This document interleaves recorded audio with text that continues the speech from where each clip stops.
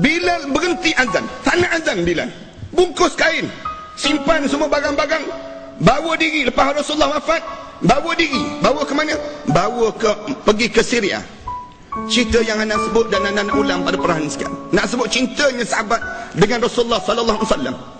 Bawa sampai ke Syria. Di zaman Sayyidina Abu Bakar tak sempat tanya khabar dia. Zaman Sayyidina Umar tanya khabar Bilal. Ke mana Bilal? Dah lama dah kita tak dengar cerita tentang Bilal. Dah lama dah kita tak dengar cerita tentang Bilal.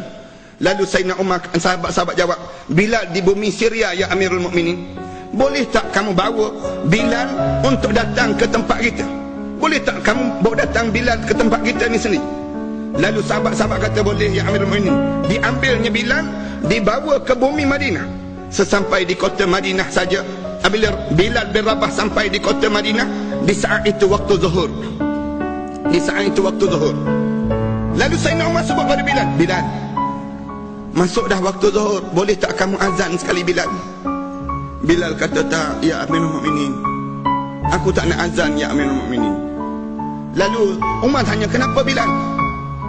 Bilal jawab, aku Bilal zaman Rasulullah, aku tidak menjadi Bilal zaman kamu ya Amirul Mukminin. Lalu diam.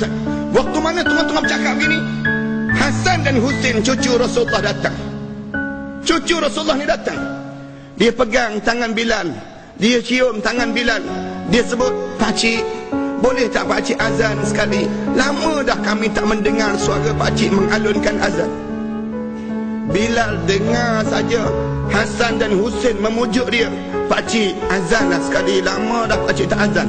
Dia cium dahi Hasan dan Husin, dia sebut, kalaulah tidak kerana kamu yang memujuk aku supaya mengalunkan azan, nescaya aku tak azan hari ini wahai Hasan dan Husin. Oleh kerana kamu kesayangan Rasulullah, aku mencintai Rasulullah, aku akan azan hari ini. Bilal merangkak naik atas menara Masjid Nabawi. Naik je Bilal sebut, Allahu Akbar, Allahu Akbar. Terdiam seluruh kota Madinah. Sebut kali yang kedua, Allahu Akbar, Allahu Akbar. Kali yang kedua, bercucuran air mata sahabat-sahabat. Seluruh kota Madinah menangis tersesak.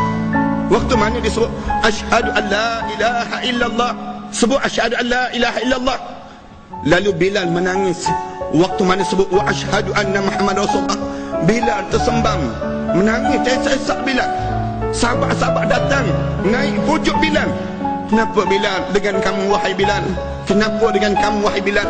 Bilal sebut, waktu mana aku sebut wa asyhadu anna Muhammad Rasulullah tadi, aku ternampak yang Rasulullah sedang berjalan-jalan untuk solat berjemaah dengan kita pada hari ini. Aku rindu pada Rasulullah, dan aku rindu pada Rasulullah, dan aku rindu pada Rasulullah.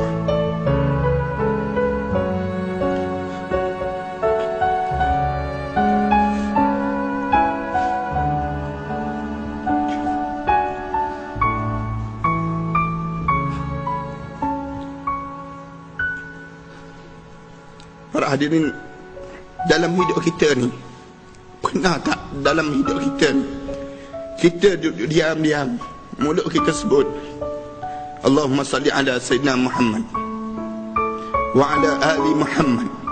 Waktu mana kita sebut Allahumma salli wa sallim salaman taman ala Sayyidina Muhammad, kita sebut je begitu, kita menangis teresak-esak dan kita kerinduan pada Rasulullah.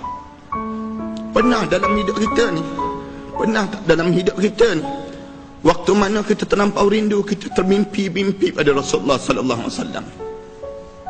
Pernah tak dalam hidup kita ni, kita merindui pada Rasulullah sallallahu alaihi wasallam, kita terasa bagaikan Rasulullah ni ada dalam hidup kita? Ana takut kita sambut Maulidi Rasul, kita duduk dalam suasana Maulidi Rasul, tapi kita tak terasa apa-apa dalam hidup kita.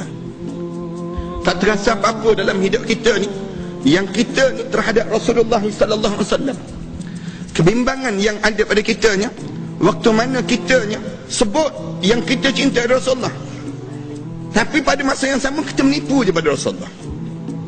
Menipu pada Rasulullah ni satu benda yang bahaya. Dipanggil munafiknya hati seseorang. Munafik hati seseorang ni, punca apa dia? Punca kita tidak ada perasaan cinta pada Rasulullah. Satu ulama kata kena tanam perasaan cinta pada Rasulullah. Kalau kita boleh menangis, kerana dunia. Kalau kita boleh terlampau rindu pada seorang sehingga kan boleh mengalir mata, seorang ibu yang rindu pada anak dia, dia boleh mengalir mata kerana kerinduan pada anak dia. Seorang suami yang rindu pada isteri dia, dia boleh mengalir mata kerana kerinduan pada isteri dia. Seorang isteri yang rindu pada suami, demikian dalam hidup. Demikian juga kita dengan Rasulullah sallallahu alaihi wasallam.